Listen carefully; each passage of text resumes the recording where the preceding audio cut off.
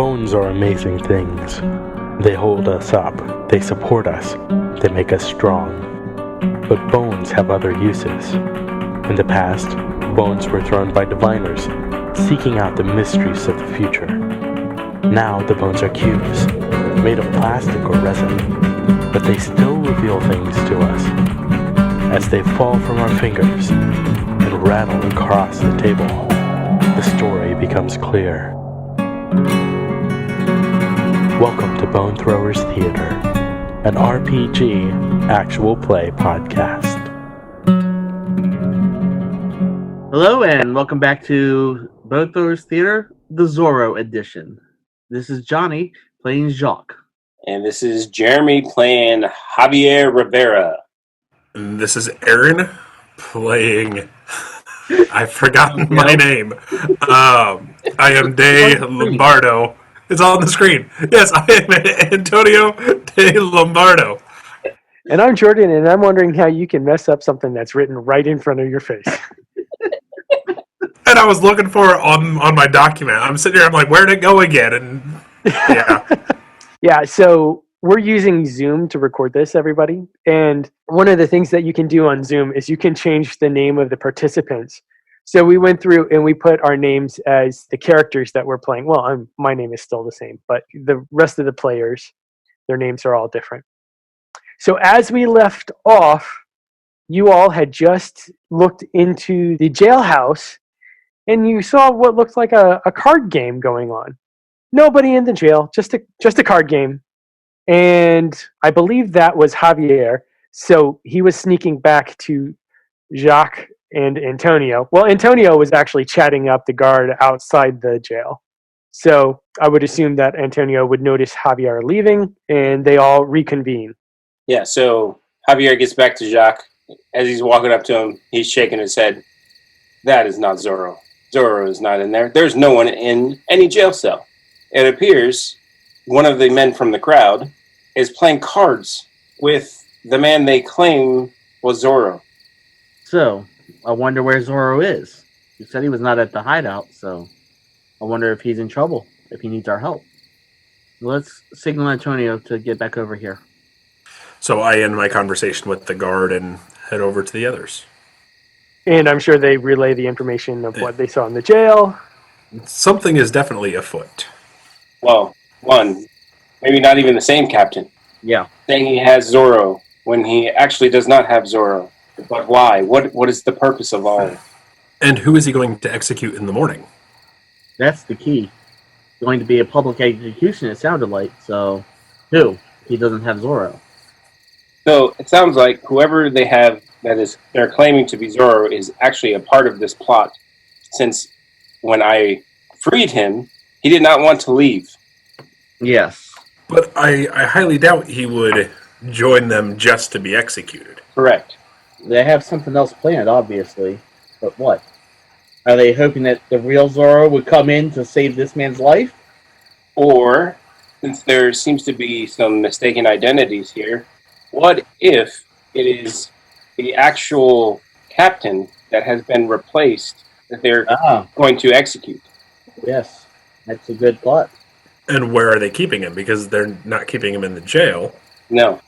And it doesn't appear, since this is something I overheard at the Capitan's residence, that not all of the guards are aware of this plan because some of them were upset that Zorro was not being guarded heavily. So some of them, even within the soldiers, believe they actually have Zorro captured. I feel like getting to the true root of this is going to require finding where a Capitan truly is. The true Capitan. I wonder, where did Rosarita say that she met Capitan? On their travels from Spain, correct? She was coming from somewhere south. Monterey Presidio. Yeah, so they had, he had originally been stationed in Monterey Presidio. He had come from Spain. She had come from the southern area, more towards modern Mexico. Okay, so they met on their travels from Monterey Presidio. Well, to Monterey Presidio. Okay, so not on this current travel. Right. Previous travel. Correct. We're all fairly familiar with the surrounding territory around here, correct? Correct. So if we were kidnapping somebody, where would we hide them at? That's the question. Why don't you go ahead and make like a knowledge check of some sort? Of course, my other 1D. Oh, wow. I'm 1D knowledge. 3. 3. Antonio? Yes, 7. You know the area fairly well. You travel the hills on missions with Zorro. So it's not out of the realm of possibility that you have at least a general idea of where things would be. Like different mesas, different forests, some of the swamps in the area. You would know the layout of the road. You have a general idea of all of the major ranches, where they're located. So you do have a bit of knowledge of where that is. And you can think of a couple of different locations where someone could be hidden away, like in a box canyon or maybe in an arroyo or something like that. Well, do we want to check out those closest ones? I think that makes sense. If he plans on executing the real Capitan in the morning, I would imagine he's keeping him close enough to get to. Between now and the morning, yes. Yes. So, We are going to search the nearby hideouts. okay, sounds good. Go ahead and tell me about the first hideout you want to search. We'll say that you know of 3 places in town that you could think of, and 2 places outside of town that you could think of. Okay, the first place in town is at the butcher shop. Okay. There's a cellar. That would be a good place to hide somebody. With a printing press. Spoilers. Run Yeah. by people who want to overthrow the government. So yeah, that's the first place I would check. Okay. Do you want our list of all 3 before we do any checking? No, we can go ahead and check them one at a time. Okay. Everything I rolled tonight is 1 die. So, oh look, I rolled a 1. You get a hero point. I rolled a 6 for perception for the first place we checked. Okay. So, looking at the rules, it also says that if it would fail, then I could also explode it, and I still get the hero point. That's correct. Would you like to explode it? I would. And I rolled another 6, Keep on going. and I rolled a 1. So I rolled 13. You only get 1 hero point if I'm reading the Yes. rules correctly there. Yep, that's how I read it. I'm sorry, what'd you get, Jeremy? 11. You got an 11. Okay. Nothing in the basement of the butcher's building. Next. In town, if I were an unscrupulous person and I were hiding a kidnapped person, there's actually a dive bar like on the outskirts, not quite outside of town, but towards the edge of town.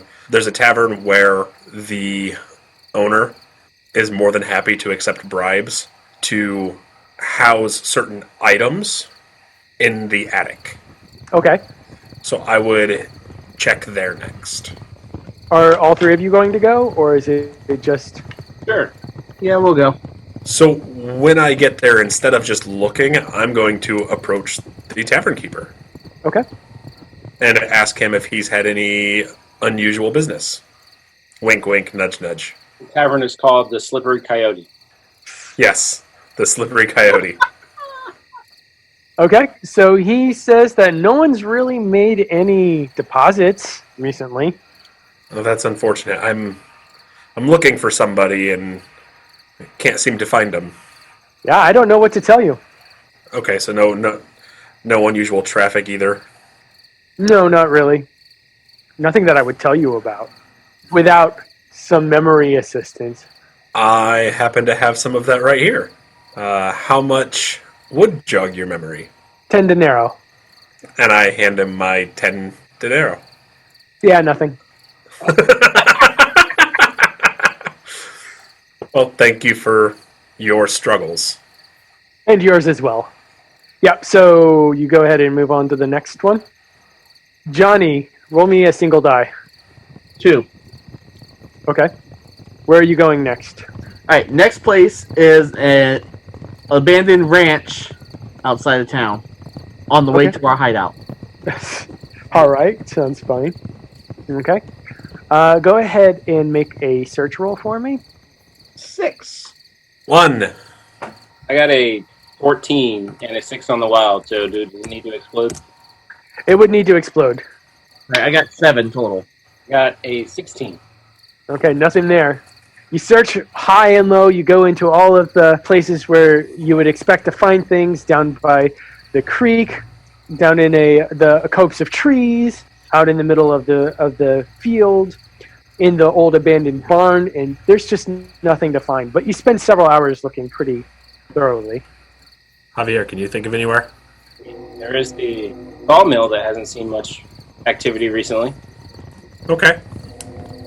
Want to check out there with another investigate? Okay.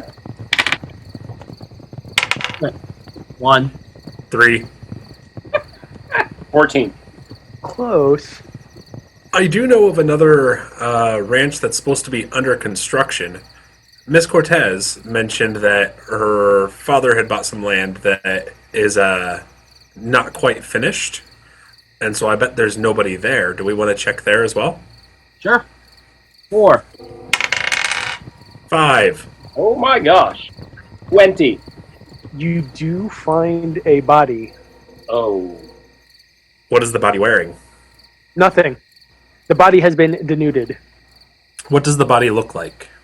Healthy, middle age of 20, about 25. Seems to be in peak health, but there is a knife cut across the throat. Does the body have any scars? A few scars, but nothing significant. It looks like a broken leg had mended. Some like wounds on arms and hands and stuff like that look like they might have been like nicks from a sword. And we recognize them as possible nicks from a sword. Yes. When you look around the body a little bit more, just trying to determine what's going on, you do find a bird feather. Can we identify? I mean, what kind of bird feather? Can we tell that? You could try to identify it. Go ahead and roll Knowledge. Knowledge. K knowledge. I rolled a 1 on the wild die and a 3 total. 4. Look at you rack up those hero points. Right. It seems to Jacques to be an eagle feather. Do I know what kind of eagle? Like a local eagle. Like, I would imagine there's golden eagles in California. Yep. Okay. Is sword fighting a common pastime or thing? Does everybody sword fight, or is it more like only unscrupulous fellows and soldiers? In the world of Zorro, fencing is a common activity for aristocracy. You know, this is an age where duels could be fought. Also, military officers would use swords. But the average person is not going out and having sword fights. Your average like ranchero, you know, farmhand, blacksmith, they're not carrying swords. Okay. So I would make sure to point out the sword cuts on his arms and be like, either this is a soldier or someone who has been undertaking some nefarious business. And as we know of a missing military officer, I would almost bet this is our missing Capitan. Would that be the right age, for Captain? I wouldn't know. I think it depends on how well-to-do his family is. Fair enough. I mean, if we had maybe brought Rosarita, we might know. But since we left her at home. How close are we to town? Do I have time to go back and get Rosarita? Yes, you do. Okay.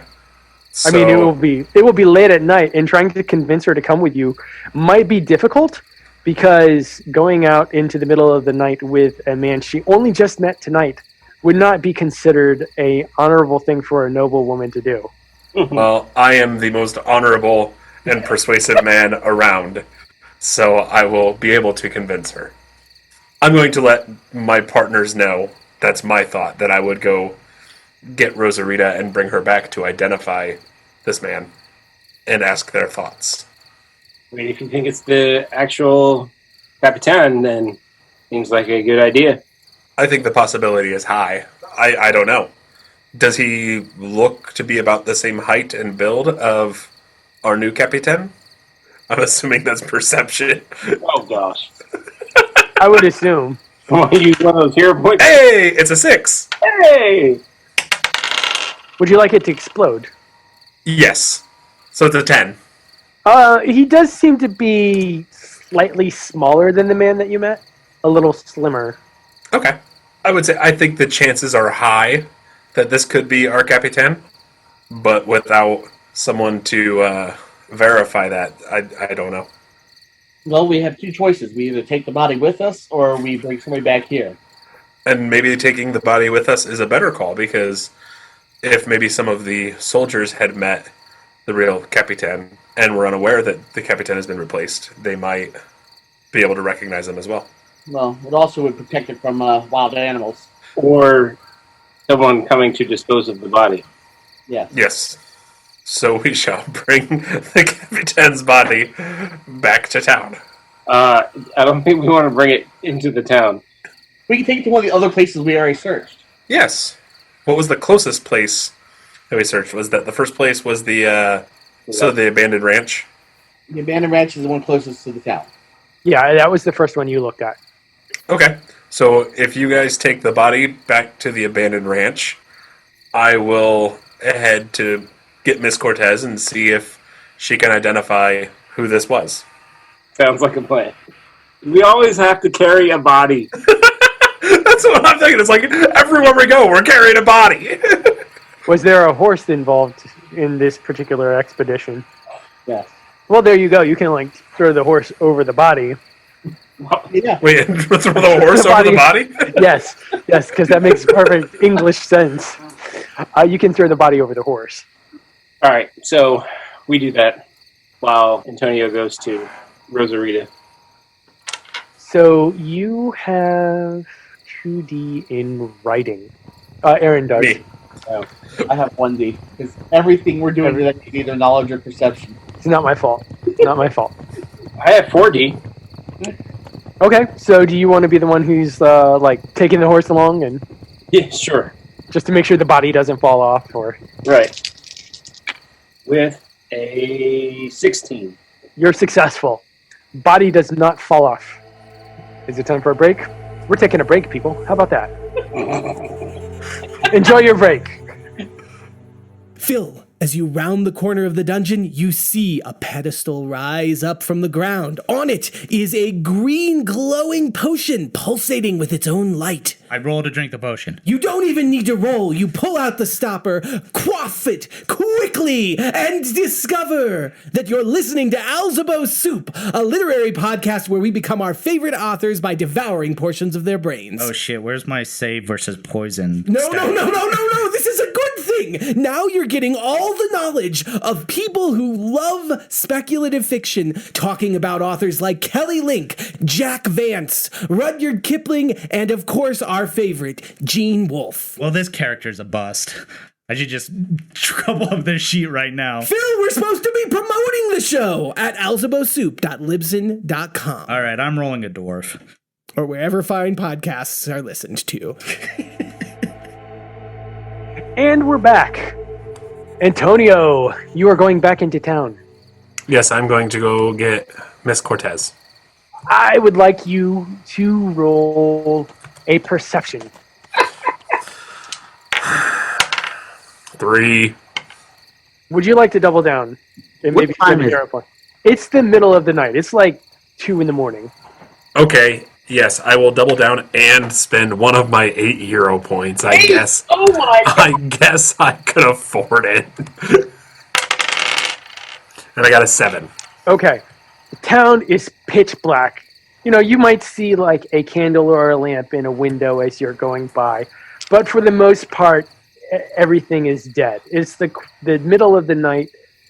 You are alone except for some owls, you know, lizards and snakes that come out in the evening, those kinds of creatures. And it is a quiet experience as you're going into town.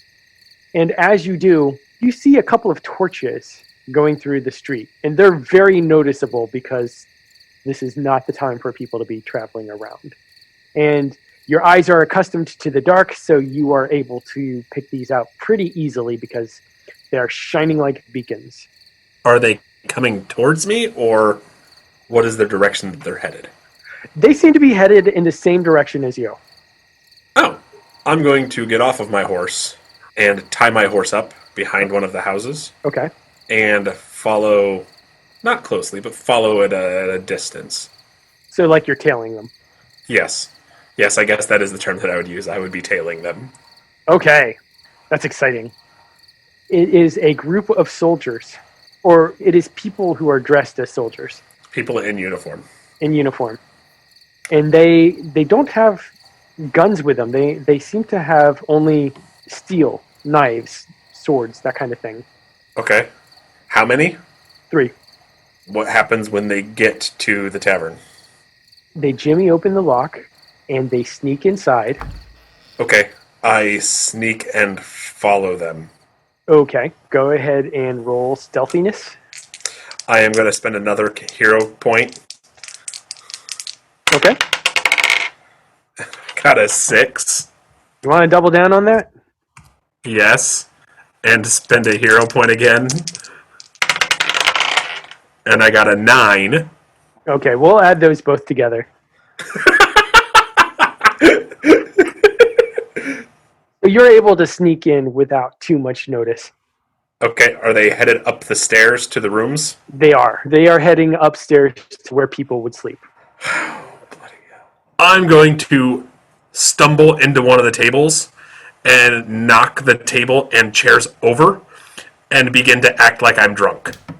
Which, let's be honest, on a normal night probably would not be that far of a stretch. Nope. And make as much noise as I possibly can.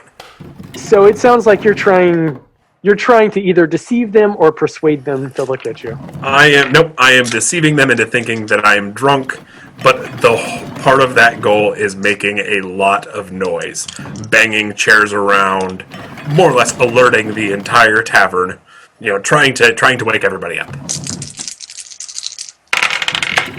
And for a deceive roll, I got 16. Okay, so you are able to make all the noise that you want. Hey! You're banging around, you're singing your most obnoxious songs. Tavern wenches and... Nuns farting. Yes. And in the process, I'm kind of, I keep tripping into chairs and, kicking them around and cursing and, damn blast this stupid wooden chair. What do the soldiers do? They freeze. Whoa. Excuse me, I didn't know there was anybody down here at this time of night. They're going to come for you. Like, what do you mean, come for me? Like, are they saying anything, or are they still trying to be stealthy and holding daggers, like, getting ready to stab me? Yes, they're getting ready to stab you. Okay, so yeah, I'm going to pull my pistol and shoot one of them. Okay, sounds like fun. Like, full-on daring, just like, oh, excuse me, whap-pow. Okay, so for initiative, make skill or attribute rolls based on what the character is doing. So you would make a marksmanship roll. Yep. And we are going to go ahead and make an agility roll. Okay, so I got a 10. I got a 10. If rolls are tied and one of the tied characters is a player character, they go first. Oh, look at that. Jordan doesn't look happy with that. Alright, so I'm rolling to shoot. Okay. And so in this system, they have a dodge and a parry. There's a static skill. The first one that you're shooting at, go ahead and tell me what you got. 16. Okay. So their dodge is only 10, so that is a success. So now we go ahead and do a brawn roll, and you do a damage roll. I rolled a 9. Okay. 12 plus 2 is 14, plus 5 is 19. They are the brawniest, fastest mofos I've ever seen. Yep. So since you made the shot, then they're only stunned.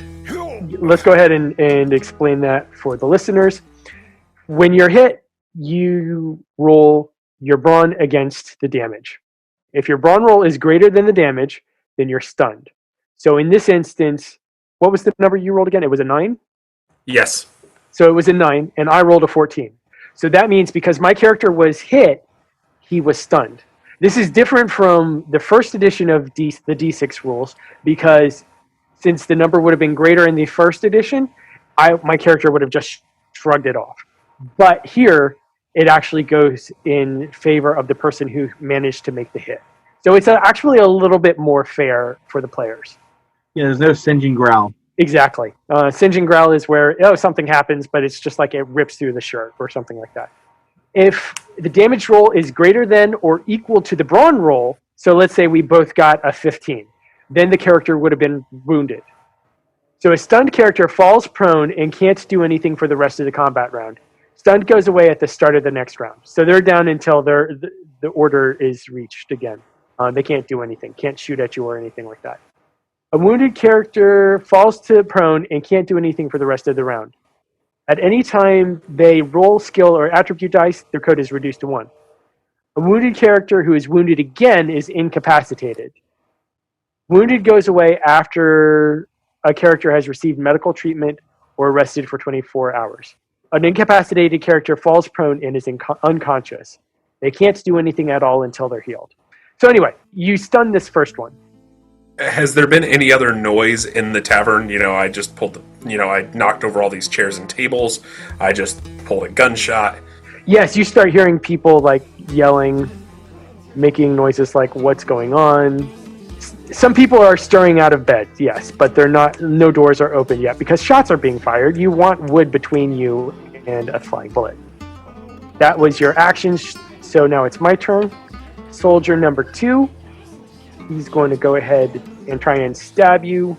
So that's 4D. He closes in within you. He rolled a 1 on his wild die, so that means that there's a complication. 7, 8, 9 total. What is your... Parry is 15. So you have 2 static. You have your dodge, and you have your parry.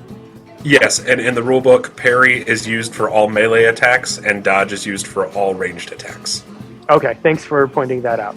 So you have your parry of 15? Yes. Okay, so his attack doesn't hit.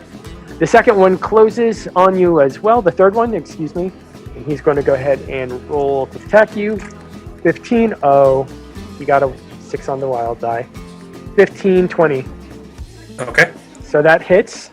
So I am going to spend a hero point to double my brawn roll. Okay. Against the damage. And I got a 6 on the wild die. 40 plus 1 to hit you. Oh, that's another 6. I got 10, 14, 19. Okay, I got 16, so I am wounded. So that's 1d less on every roll. Is that correct? That's correct. And you're prone right now. You've been knocked down. But that was the end of the round, so it's your turn at this point. Okay. Then I have gained their attention. I have kept them from doing whatever nefarious thing they were going to do. And I am going to roll to my feet backwards. Okay. All right, so let's say we're going to spend a hero point and double a roll. Is it 1d off of my doubled total or 1d off of my attribute? I'll have to look that up later, but I'm going to go ahead and say it's 1d off of the doubled roll. Okay. Just to be generous. I am going to roll backwards back towards the door. I am attempting to get away at this point. Okay. It sounds like we're going to initiate a chase. Ah, son of a... I rolled a 1 on the wild die, and then I got 21. Yes. So you're able to go ahead and do a somersault backwards, and you're up on your feet. And at this point, they're going to go ahead and come after you, and they're going to try and stab you. Okay. So they are down 1d because they were stunned. They rolled 10. My static parry is 15. So they miss you. The second one comes at you. They have 40. Ooh, 1 on the wild die. And 15. Against my parry of 15, so it's a tie. I think parries go to player. Ties go to player in this regard. Okay. And then soldier number 3. 8, 12. Hey, all right. So you're able to just get by. Go ahead All and right. describe how you dive out of the way of 3 different knife fighters. So actually, as I'm somersaulting back, the 3 of them are rushing me. And the fact that I knocked over some tables and some chairs kind of trips them up a little bit. And so as they're trying to stab towards me, they're also not keeping their feet very well. But it was my flamboyant cape actually is what caused them to have problems. As it was flowing over my head in my somersault, one of them kind of dove towards that instead and caught, the edge of the cape rather than me. Which is really awful because now you've got a slit in your cape. Yes, but it was a gift by a adoring Doña, so I did not spend the money for it. Gotcha. Yeah. No capes. Seriously, that just goes to show what happens if you have a cape. All right, so you are able to get away. Now since you are able to get away, we're going to go ahead and initiate a chase. Because this is another fun part of the rules, so we'll go ahead and dive into that. So chases are a opposed roll with an extra rule, distance. Distance is a number that must be reduced or increased to be the victor in a race. Distances normally start at 4 when a chase begins, but can be modified by the GM as needed. We'll just go ahead and keep it at 4 for right now. Each participant in the race will roll. A group elects one individual to make a single roll for the group. The winner gets to increase or decrease the distance by 1 or 2 on an exceptional success, which is getting a 6 on the wild die. If the distances reach 0, then the pursuer has caught the fleeing party, which in this instance, Antonio would be the fleeing party. If it reaches 8, the fleeing party has evaded being caught and vanishes. Rolling in a chase illustrates the method. For example, rolling stamina would indicate a dogged and flat contest of fortitude, whereas acrobatics is suitable for a chase down a crowded street or across rooftops. It's possible that each participant rolls different skills based on how they are approaching the chase. So we'll go ahead and maintain initiative as we had it already. So you're going first. So the number currently is 4. So I am running. How close is the guardhouse, the where the guards live? It's on the other side of town. How close is it to the exterior of town? I'm assuming I'm closer to that. Mm-hmm. Correct. So you would have to go through the entire town, all of Los Angeles, which is a lot smaller than modern Los Angeles. Yes. Okay. So if I were going to be weaving in and out of alleys along the way, that would be an agility roll? Yes. If you're trying to go down one alley, go down a second one, jump over a fence, try and make that. Yeah. That's what I would be doing. Okay. We're going to go ahead and say that because this is dark and everything like that, the difficulty is going for this check is going to for the test is going to be 20. So if you hit 20, then you go up from 4 to 5. If I hit 20, it goes from 4 to 3. I'm assigning the target number. I can only increase by 1 each time. You can increase by 2 if you get a 6 on the wild die, because that's an exceptional success. All right, so we're going to start. I got 4 hero points. I'm spending these hero points. So I'm spending my first hero point. And I got a 6 on the wild die.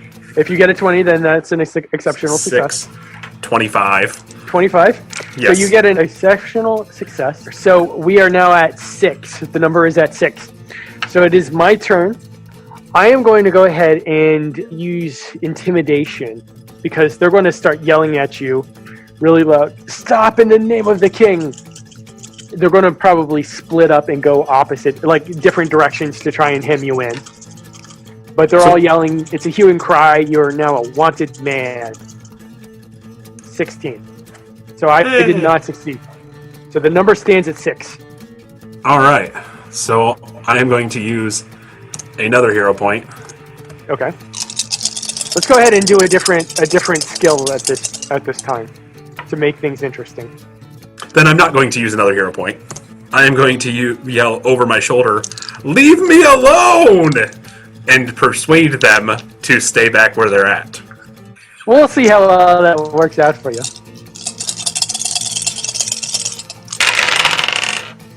21. Just barely. So that brings you up to 7. So what happens at this point is that you're yelling, and they can't. We'll say that there's a bit of an echo to your voice, so they're having a hard time figuring out where you actually are. Because as a singer, you are able to project quite well, and it's making things bounce around in a disorienting manner. But just so I'm following, so we're doing our chases closer to how we usually do them, where a different skill has to be used each time.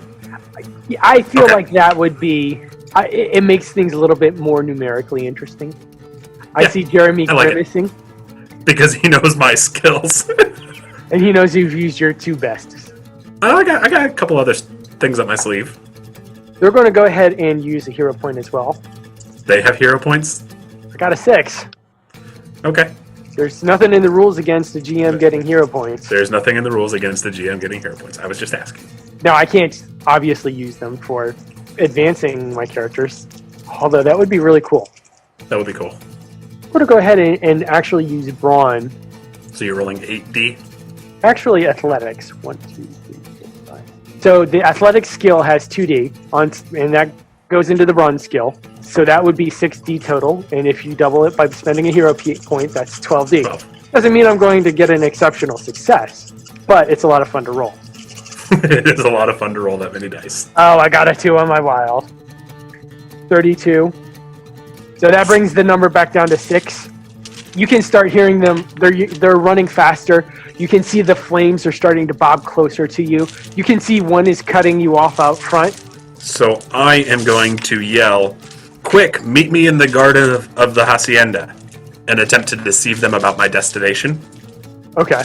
The goal is 20. I am not gonna spend a hero point. Well, if you have to double down, you have to double down. I can double down on these rolls. There's nothing in here against it.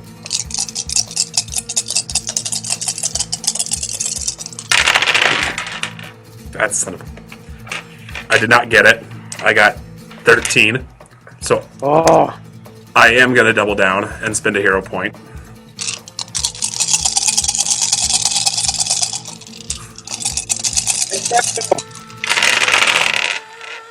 No, but I got it. I got 10, 15, got it and then some. 30, 33. I would imagine that's a success. Okay. So you inch it back up to 7. I need another exceptional and then some. Or at least one more success. Yeah, you gotta make the 8. Oh, only the 8? Yeah. Oh, Only okay. the 8. You're close. You're not far. Well, and that one would have put you at 8 and it would have been done. Yep. I mean, I got a 6. No, I'm kidding. They're going to go ahead and try and feel you out, look for you, see what they can do. They're going to go ahead and use perception to try and see if you are actually going to the Hacienda Garden like you said you were. I rolled an 8.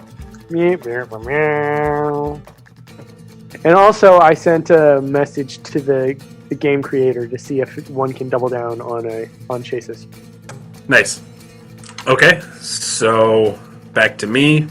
As a fence is coming up in front of me, I am going to dive over the fence. Sounds like an agility check. No, it's going to be an acrobatics. I'm actually doing a flip over this fence because it's fancy.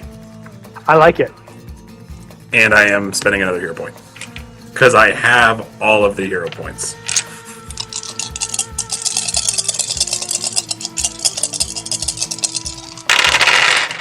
And I got it. I got 18, 21. Nice. You get 8, and you are able to get away from the 3 soldiers that had been chasing you. Okay. Since I've made it, I'm going to circle back towards the tavern. Okay. Because I want Rosarita with me. As I approach the tavern, what's going on there? There seems to be a lot of confusion. Like everybody is trying to figure out what happened. They're trying to see what's going on. And actually, you see the soldiers are coming back and they're yelling at everybody. They're saying that there has to be an inspection of the tavern right now for illegal contraband. How close is the building next to the tavern? Oh, buildings are built like right on top of each other. There's only like maybe 4 or 5 feet between the 2 buildings. Okay. Do I see Rosarita around? No, she has to get ready first. She can't just go out in a nightgown. Okay. So I'm going to climb the building next to the tavern. Okay, that sounds like an acrobatics check.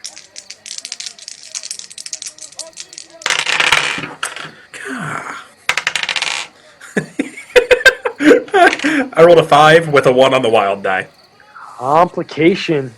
So you fail. Okay. And as you're yeah, Johnny just pantomimed someone trying to climb up a drain pipe and then the pipe coming in unattached from the wall. We won't say that it's that bad, but we'll say that as you try and climb, you actually have a brick break off of the corner and you fall to the ground and land on the back and all the air gets knocked out of you. Okay. And as you're laying there on the ground, we're going to go ahead and thank everybody for listening to this episode of Bone Throwers Theater, and we will find out what happens to Antonio next time. Thank you for listening to Bone Throwers Theater. We are releasing this podcast under a Creative Commons Attribution, Non-Commercial, No Derivatives 3.0 Unported license. That means that you can share the podcast, but please do not modify it or try to gain financially from it. If you would like to visit our website, you can do so at bonethrowerstheater.com. If you would like to send us an email, you can do so at bonethrowerstheater@gmail.com. Our Twitter handle is @bonethrowerstheater, and also you can look us up on Facebook. And until next time, may the bones fall ever in your favor. This has been a Nerd Circle podcast production.